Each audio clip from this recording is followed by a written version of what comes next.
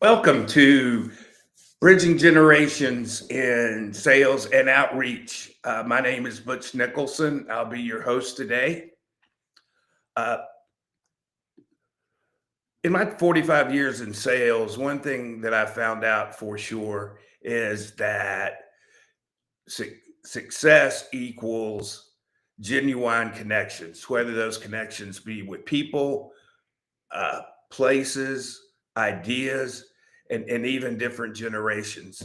And the reason we have this show is so that we can share with each other our inspiration, our experience, our insights, and really honor the journey that we've taken to get to where we are today. And today I'm glad to have my friend Terri Smith Roca on the show. I'm sorry, we were laughing before the show because people call her different names by how you pronounce that. Just call me. Yeah, just call her. So when we get started here today, Terri, tell us where you are now in your journey. Yeah, thanks for having me. I'm so excited to be here. Yeah, I'm Terri Smith Roca, and I'm a residential realtor with Caldwell Banker out of the Johns Creek office. And I specialize in helping people buy their dream home, sell for top dollar, or make savvy real estate investments. And I work up that sort of 400 corridor from 285 all the way to Dahlonega. And Johns Creek is in Georgia. Yes. Outside of Atlanta. Yeah. We have an international audience here. That's we have true. To be specific. Yeah. I've known Terri for probably 9 months, maybe something like that. And I don't know Terri really, really well, but I know two things about Terri for sure. One is she's very friendly, always seems to have a smile on her face. And I know from an organization called Trustegrity that Terri and I are both members of, that she has a servant's heart. She is about helping people in all kinds of different ways. She's a great lady, and I'm blessed to have her on our show today. One of the reasons I wanted to have Terri on, she has a really interesting journey to have gotten to where she is today. So Terri, just share with us when you realized you were going to have to make a change. So I was many years ago. First of all, I've been licensed here in Georgia since 2001. I always kept an active license. I did stay home with my kids to raise them for several years, but I always stayed active. I years ago, probably almost 10, maybe 8 years ago, I was a Zillow Premier agent, and that's primarily how I got a lot of my business and my leads. Also had been previously on different teams, and that whole team setup is wonderful, but it was something that I evolved out of. And so then I became a Zillow Premier agent, and essentially I paid into a subscription service, and I worked with a lender in marketing, and I got all my leads, from Zillow. And I pretty much turned strangers into clients, and then ultimately into friendships that later on ended up becoming referral partners and future business for me. So what happened so something happened with Zillow, right? Yes, absolutely. So they flipped the script in 2019. I feel like they also pulled the rug out from under me, because then they switched everything to, instead of me being the customer with Zillow, they were the customer. Instead of paying out my monthly fees, I would just pay when I closed a sale. And it was very kind of traumatizing, because then they had all the control on what we could say, and as far as vetting people, because these were complete strangers, calling in, and I was trying to make sure to not waste their time or my time, but they kind of handcuffed on what we could say. So big change. And then I was sort of left thinking and asking myself in my business, how am I going to get new clients? And so that's what happened with the Zillow in 2019. So that's a big change. Yes, indeed, it is. So you told me that when you first realized that change has been made, and you really weren't going to work well in that system, and you realized that you were going to have to use some personal connections and stuff, you had a real fear of that. Yeah, absolutely, I did, because As you know, going through any real estate transaction, it is a journey, which I love the journey. However, things can happen that are out of your control. And I was always fearful that if something happened beyond my control, that it would devastate or sever a friendship. And I didn't want that to happen. But then as I started realizing that I really got no choice, and so I started working with sphere of influence, people, neighbors, friends, and I got all that experience under my belt with definitely complicated transactions, ones that honestly we never thought I never thought would close, but I would never told them that because you try to protect your clients. Hey, that's what you're supposed to do. Right. So you're just praying that please let this happen for my client. And really sticky situations with lending and other agents and just crazy things. And so I realized that after getting that kind of experience under my belt, that okay, I'm now equipped to do that, and I now have the confidence to say, okay, you're in my friend group, you're my sphere of influence, you're a neighbor. I am well equipped to take care of you. And I do kind of try to sometimes explain upfront, listen, friend, we're going to go on this journey together. There's going to be some highs and lows. There's going to be some stressful times, but ultimately my goal is to get you to the closing table. And we may experience some things that are out of our control that could derail us, but I'm here. I've got tons of resources. So, I always say, for people who say, I don't need an agent, I always say, well, it's great when things are going right, but when things go wrong, who you calling? Ghostbusters? So I know who to call, when things go wrong. So I imagine it's a lot higher percentage of times when something goes wrong than there being no problems at all. There's always challenges, but most of the time, thankfully, we get them to the closing table. But sometimes there's delays. Again, we made a list a few years ago of all the different things that can go wrong in a transaction, both on the buying side and the selling side. And there were well over 100. In some cases, there were over 200 things that could go wrong that could derail a transaction. So, Terri, one of the things I've found over the years in my journey is people seem to be a lot more willing to help us than we believe. And when we actually get over that fear and ask for help in an appropriate way, people are willing to help us. Mm-hmm. I do think we have to cultivate that, and we have to build that. And one of the things I believe you said was now you're counting on your reputation, not the traffic. Mm-hmm. That before it was just traffic because Zillow was sending you stuff, Right. But now it's your reputation. Yeah, so we talk about this all the time in our sales meetings and even at Trustegrity, that people don't do business with people unless they know, like, or trust you. And it doesn't matter how competitive you might be with your pricing or your fees. If they don't know, like, or trust you, and sometimes it needs to be almost all three of those, that they're not going to do business. And referrals in our business, and I'm sure the same in yours, Butch, are golden. Actually, they're more like platinum, truly. So yeah, referrals to say, hey, I just went through this. You can trust Terri. She's going to get you through it. We had some challenges, but she knew exactly what to do. So yeah, absolutely. And another thing I've found, Terri, that seems to jive with your walk to getting to where you are today, your journey. We wish Zillow was there. Mm-hmm. Somebody's going to send me leads. Sure. But what we have to do now, and I believe it's a better way to do things, is we have to realize we have to find buyers where they are on their terms, not on where we wish they were. Mm-hmm.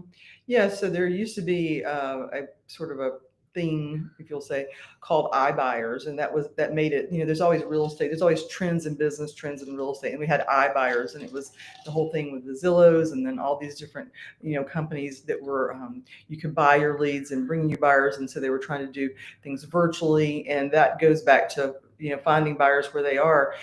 We realize that real estate it's a contact sport, and you really it always falls back to traditional real estate. You got to sit down with a client, you got to do an assessment.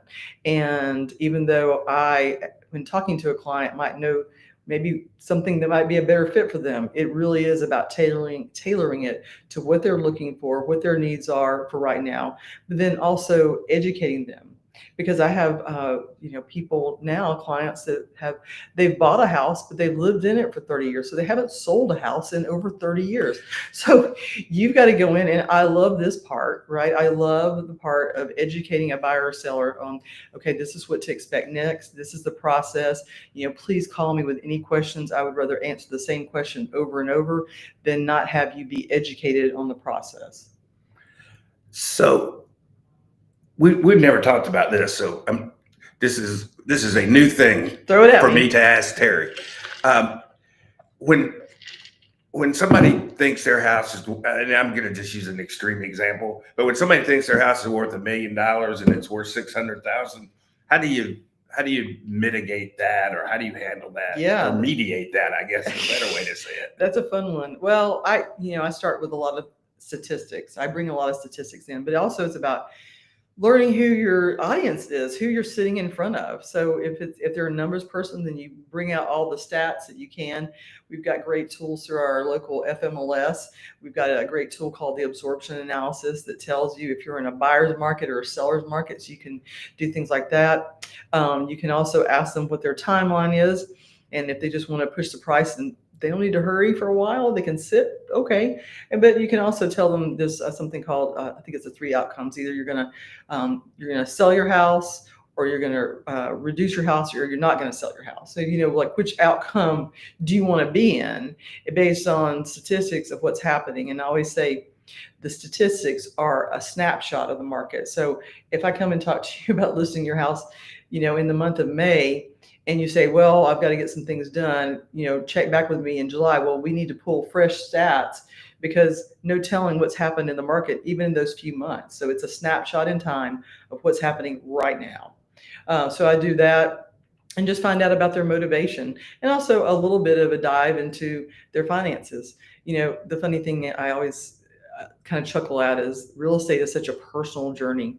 And so I tell people, yeah, I'm the bottle washer, I'm marketing for families, I'm the bartender, I'm the therapist, I'm the financial advisor, maybe watching their kids for date night, whatever it is. I mean, you go on this very personal journey. If you think about it, people are buying and selling the biggest asset in their life. And every now and then that really weighs on me is, goodness, that's a really huge responsibility, but I do take it very seriously. So I believe Terri made a great point there. And if we're in sales, we have to remember this. We think we have the greatest, newest thing, and you should just buy it because it's the greatest, newest thing. But if they don't need it, it doesn't matter what it is. They're not going to buy it. I remember early in my sales career, a veteran agent I was in the insurance business, a veteran agent who did it really well. He would always say, I can give you what you got for less. I can give you more, or I can give you better. Pick 2 of the 3, right. Because those 3 don't exist. Yeah. And I believe this is probably true in your industry in this way. You've got to find what the customer's pain point is, or what buying your product is going to solve. So, I mean, if somebody's got their dream ideal job in California, but they got to be there in 60 days, that's a different deal than if somebody's just looking for a great deal. Right. Yeah. Yeah. And the interesting thing about the metro market here is people buy and sell a lot more frequently than they do in other parts of the country. There's statistics showing that. And I think if you think about our wonderful metro area and all the different types of lifestyles that you can achieve. So you live in a single family home, you can live in a condo, you can live in a townhome. You may want a house with in a community with no HOA. And there's an ebb and flow as far as timeline in one's life where they're choosing these different things. You might want some acreage. I have a lot of people that are calling me saying, we want a family compound. We want to take 3 or 4 family members and buy up, 10 acres and build 4 houses. Now with the new live, work, play lifestyle, people are choosing that, saying, hey, I want to try something different. I want to downsize from my 5,000 square foot home, and I want to live where I can walk to a restaurant or walk to the theater or even maybe walk to work. That was me. That's why I bought my last house. Really? Completely on Yeah. where it was, not Yeah. Yeah. it's not the ideal house, but it's Mhm. the ideal place I wanted to live. Yeah, I've done that, and it's fun. It's fun. And I didn't know Terry at the time, or she would have done this for me. But that's what I told my agent. I said, look, I want to live in this area. And that area was within my price range. Sure. But I want to find the house in this area. Mm-hmm. Yeah. Yeah, I mean, there's a lot of fun, different things popping up in Atlanta with different types of communities. So it really is, it's just a plethora. Just choose what you like. I mean, I have people that have been in large houses on large lots, and because of their stage in life, maybe they're middle age, and they're saying, hey, we're done cutting grass. We want fun. We call it lock and go. So we want to start traveling. So we want to be able to just lock our house up and all the maintenance on the exterior is taken care of, and we want to hit the road and start cruising. So yeah. So we talked about earlier that Zillow was really the engine that drove your business. Mm-hmm. Now it's your referral network. Mm-hmm. So how do you cater to, build, add value to that referral network so those referrals keep coming? Yeah, well, I think it goes back to what you said, Butch, about, I mean, I really do approach it with a servant's heart. And it's about kind of making as many friends as you can. And I tell people that are my friends, even if they're not even talking to me about real estate, hey, if you need me to be your Zillow, not your Zillow, sorry, your Yelp, we're talking about Zillow, let me be your Yelp. And I have people that are just friends, and they say, oh my gosh, I need a carpet cleaner right away. Well, I've got a really, really awesome, robust Rolodex, so I can help people. So whether it's in a community group I'm in, through church or a networking group, or whether it's my neighbor or my longtime friends or even my family, if they need something, I'm there. And I always tell them, even if I don't know somebody, I will find somebody within a few hours for you. So it's just about that servant's heart and being there. And I used to be in BNI. You know what BNI is, Business Networking International. It was a great group, still is. And one of the things I do like about that is their motto is called Givers Gain. And I truly, truly believe you have to always, be sort of forward with your giving, because it will come back and pay back to you, whether it's personally or professionally. I agree. I may do something. Well, I'll flip this the other way. Terry may do something great for me, but there's nothing I can do great for her. But you can do something great for her. And I believe giving, we always get back more than we give. Yeah. And we might not realize it because it comes from different places. Mm-hmm. But it's my experience that's always been true. Mm-hmm. Absolutely. So on this show, a lot of times our whole show is taken up with, the new technologies, the new ways of reaching out, social media, LinkedIn, YouTube. If you have kids, you're probably really familiar with TikTok, all those different things.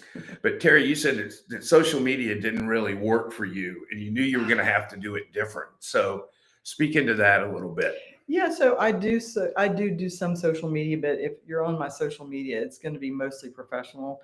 Many years ago, I did post a little bit in social media, but I saw throughout history, we'll say, lots of things happening in social media that broke up families and friendships. And I just, I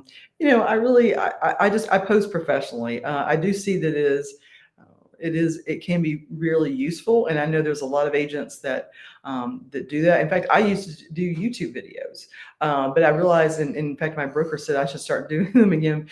But I think it was the content in which I was doing, it just didn't fit my personality. So I do believe there's definitely an area for social media. For me, I love the way I get my business. It's just making friends and seeing how I can help them, giving into them, and pouring into them. and using social media for, I'll post a listing, or sometimes if the clients are okay posting that I, just sold their house. I like to be protective and guarded of their privacy if that's what they want. Yeah, so I believe that there's definitely a need for it. It's just the same thing, and I'm probably going to jump ahead, but you were talking about AI and how AI has entered our civilization, and people are saying it's going to take over like some big monster. I don't know. I can't predict the future, but I can say for me, AI is a great tool. So I use it for, on my listings when we're going to have content on the listings, and I'll write the content and then I'll put it through AI filter to see if it can better, my wording or add something to it. But I always have to go back and, re-edit and reread. Sometimes it gets a little on the flowery side, of course. But I feel like AI is a great tool for realtors. But again, going back to what we said earlier, it's a human contact sport. So I don't think AI is ever going to take over what we do. There's just too many outliers and too many possibilities, as far as what can happen with a client. Yeah. Several years ago, Bill Gates came out and said that AI will take over the world because it can do everything people do. But the one thing AI can't do is build relationships. Right. And I don't know, can AI have emotions? I don't know. You could probably train it reflecting some kind of emotions, but still it's not that one-on-one personal relationship, looking at somebody in the eye. Yeah, and I mean, I don't know if anybody's been through a real estate transaction lately, but we take calls all the time. And I just saw my friend Donna just sent me a little reel about realtors on spring break, and it was showing them everybody's at the beach, they're on the phone at the beach. Everybody's at dinner, they're on the phone at dinner. I mean, I love what I do, but it's kind of, we're always available, and that's what we have to do in order to take proper care of your clients. So we have to be available for that 9:30 at night phone call when somebody's signing a contract and they've got questions, or they're really worried about something, or they're having a call from a lender even at 9:30 on the Sunday night. So again, I don't know how AI can take all that away from us. I feel like that human piece of it is always going to be there in what we do. Yeah, and I think one thing you said was AI is great. There's a lot of ways it helps us. I use it every day, but it can't replace a real conversation. Mm-hmm. Right. Yep. I want to thank Matthew and Brandon for being with us today. If you have any questions or comments for Terri or I, please just hop in the chat and put them there.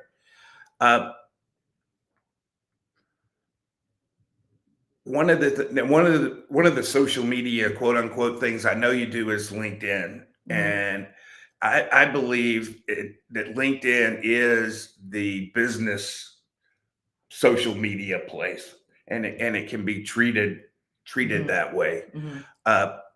It's kind of like when websites started being important. If you didn't have a website, I would think you didn't have a business.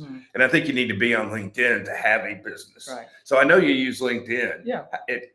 Tell us a little bit how you use that. Well, we just use it when we're posting information that could be useful to the LinkedIn public. We use it for messaging, congratulating somebody on a job well done, or 10 years at their company, things like that. Just little personal touches. And LinkedIn is another really great business platform for us. It really is. And one thing you said earlier, and this just popped into my head with the AI conversation, and I've been in sales for over 45 years. So I've been in sales for a long time, and almost everything has changed except for one thing, and that is know, like, and trust, which Terri said earlier. Buyers want to buy from somebody they know, like, and trust.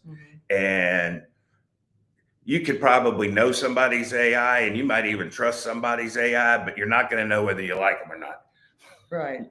And that just reminded me, one of my favorite things is when I was working with the Zillow leads, is I always say, watch for the pivot. And so I loved it when I would say be meeting a potential buyer from Zillow at our property, and they would be very kind of cautious and sort of just very quiet and just reserved with me. And then I just started just filling them with information and just jumped into that education component and saying, okay, are you doing this? Have you spoken with a lender? Have you this, that, and then I love to watch the pivot of when they turn around and you can just see it come over their face. And it's that thought of, I can trust her. She knows what she's doing. And then they start asking me questions. Okay, well, you said this, but what about this? And as a salesperson, that's kind of that almost that runner's high, right? Is I love the pivot to watch when they've gone from cautious and not trusting to let's give her a chance. Okay, now I trust her. Yes, she's my person. That's great. Yeah. I read, saw this somewhere, and it wasn't a person as famous as Bill Gates, but they said, moving forward in this AI world that they seem to be pushing all of us toward, that the safest job somebody can have is to be a really good salesperson. Yeah. And if you think about it, there's no there's no ceiling to it, really. And also, I don't know, I kind of think you're always, you can learn sales, but I also kind of think you're born. I think I was born to be a salesperson. I sold the most raffle tickets for my softball, the most Girl Scout cookies. I remember we did a Tupperware party, and I was a realtor. This was back in North Carolina, and we did a Tupperware party, and we turned it into a margarita Tupperware party, and we sold so much Tupperware that the Tupperware rep said, "Hey, why don't you?" Well, first of all, we're sending you all the Tupperware, and then she said, "Why don't you, move from real estate to being a Tupperware lady?" I said, "No, I'm good, but thank you for all the Tupperware." Well, that means you can sell high price stuff and lower price stuff. You got it all covered. One other question, and we didn't talk about this either. What are the little things you do for your referral network?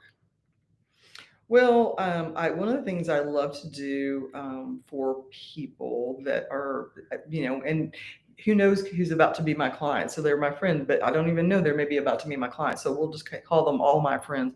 I love to host and have people over for dinner. I love dinner parties. I love for people in my community groups and my friends, I love to have them over where I cook a dinner for them or a dessert and, give them a card, give them flowers. I think it really makes them feel very, very special that I took the time to curate a meal for them that was going to be really special and that was their night, and so that's kind of one of the ways I do it. And just, keeping in touch, making sure I know that if they've got something going on that it's about the following up saying, "Hey, Butch, I know you just, had that surgery. How was, that kind of thing." So just pouring into people, but definitely cooking is my agape, I guess. It's how I show my love. Yeah, I believe it's in building connections. That's how you do it. Big things are good. Big things are big things, but it's those little things they remember. Yeah, absolutely. Or my broker always says handwritten notes. So handwritten notes, even though my handwriting is terrible, so I don't do them as much as I should. But handwritten notes are very powerful and very inexpensive way to keep in touch and show people that you're thinking about them, you care. But now we can also use text and just say, "Hey, friend, thinking about you. I hope your day is going well." And I mean, just imagine the power of that, even a text, Now, I'm sure you have another network, knowing you, of plumbers, electricians, all the kinds of people that could have to come to your house to fix something. So you have to build that network too. Yeah, that goes back to when I was saying, let me be your Yelp. I have to have all the different trades in my phone. And I kind of also, I do things kind of the old-fashioned way. I guess it's the biblical way of how you put people on the phone. I remember I had a lady that did curtains, and I called her Curtain Lady Lynn, because so now I know if I need curtains, I just type in my search curtains, and Curtain Lady Lynn comes up, or Appraiser John, or Inspector Mike. So yes, in order to best serve my clients, I have to be that Yelp for them. So I'm constantly adding, to that network every week, and then also discarding, because the truth is sometimes people don't live up to their promises. So then you got to, move on and find somebody else that's going to take care of your clients. Because also remember, when you give somebody a referral, that's a direct reflection on you. And if they do a poor job, it directly goes back to you, and they say, who is Terri giving us shoddy, referral partners or trade people? So it's very important. So Terri, as we wrap up here, is there something we haven't talked about you'd like to talk about? I guess the only thing that I would, since I have this platform, like to talk about is just often you run across people in the real estate arena that say, I can sell my house myself. And again, it goes back to those 200 or those 100 things that can go wrong in a real estate transaction. If we sat and told our clients all the things that we did for our clients, all the things that we shielded them from, protected them from, all the phone calls that we fielded for them to say, oh, this is how we kept it from derailing, how we kept the deal afloat. If they knew all that, I wish that we would have the opportunity to tell our clients that, but we don't, because we shield them, because we want it to seem like a seamless process. And I feel like we're out there, fighting lions and tigers and bears, so they could be shielded and they can go on and do what they do best, their job or whatever it is in their life. And then we just show up, and I feel like sometimes, and I told my sister this, sometimes I feel like I show up to the closing table and I feel like a wounded soldier, with like a bloody bandage and a crutch and limping, but we made it, and I just wish that people that think that they can do it without a real estate professional would realize the value of what we do and how hard we work for our clients. Many people say it's a really glamorous type job because they, watch $1 Million Listing and all that, but they're not there when we're sitting, with a hoarder and helping them clean out their house, or we're, staging or listening to them cry because, they're about to go through a divorce, or they just lost a family member. They don't see that part. And we do all of that. Yeah, we had an interesting experience with that just recently. The founder of Fist Bump, Brandon Lee, wrapped up a deal with a company that bought several different programs from us at the same time. And the guy looked at Brandon, the CEO of the company looked at Brandon and said, we could do this ourselves, don't you? And Brandon just said, yes, I do. And looked at him. And the guy started smiling and said, and we won't. Yeah, absolutely. Because what we want to do is let people go on and do whatever they're good at doing, their job, or being a parent, or being retired, or being whatever it is that they do in life. And we want them just to, give us all of their real estate needs, and we just take care of it. And we get them there. We might be wounded at the closing table, but we get them there. And that's the point. That's the point. All right, Terri, before we wrap up today, tell people where they can find you. Yeah, so we've been talking about this. I'm very findable. So might as well just give you my cell phone number. And that's the best way to reach me. I always have my phone attached. It's right here, 678-523-2333. And can I tell them my little slogan? Tell them anything. Or I always say that you won't go broke when you work with Smith Roca. I always say that. That's great. So as we wrap up today, and it's really what this show is about. It's about the journey. It's about, Terri said it, know, like, and trust. That still works. That's still important. Buyers want to buy from somebody they know, like, and trust. But the way they buy has changed. There were a couple of different consulting companies last year had reports that the average buyer has done 75% of their research before they want to talk to a salesperson. So that back in the day, we were the only people they could get information from. But now, as long as they got one of these, they can get all the information that's out there in the world. But they still need the sales. They still looking for the salesperson they know, like, and trust. And Terry's certainly done a great job of building that. I know sometimes this can seem overwhelming, like an overwhelming journey. But remember, this is about evolving, not about changing, not about starting over. Evolve, don't have to start over. Thank you for being with us today. If you have any questions you've seen in the scroll where I am, you're welcome to give me a call. We're always willing to help. And one thing I'll tell you too, if we can't help you, I know somebody who can. And we're always happy to do that. So remember, it's about evolving, not starting over. And we look forward to seeing you next week, same time, same place, and be giving out